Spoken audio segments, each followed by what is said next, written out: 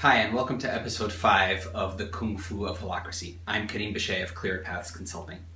In this episode, I still want to dedicate a little bit more time to lead link Kung Fu. It's such an important aspect of a holacratic organization, and I think good lead linking can make or break a holacratic organization to a large degree, so it's definitely worth spending a lot of time talking about what makes a great lead link. And in this episode, I want to talk specifically about the concept of trusting but measuring.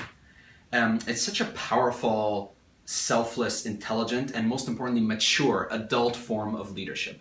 To tell everyone in my team, if I'm the lead link, listen, I trust you, and I trust you to do well, I trust you to be autonomous in your role, I trust you to do your best to fulfill your purpose to your best understanding, and we are going to measure to see if you're being successful or not in these tasks. That actually really relaxes the relationship. I think it is the ideal form of power exchange between a lead link and members of the circle, people who energize roles in that circle.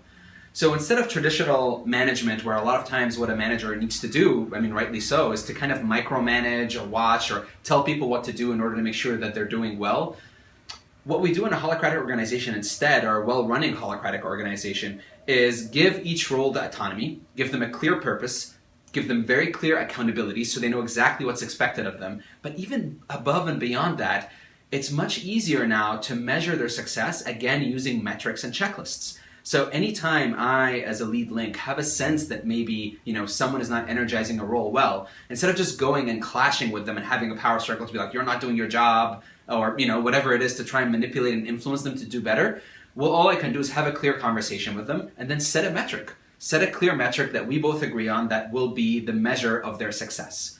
Now, if I can't set a metric for the success of a role, then I need to really rethink how useful or good that role is.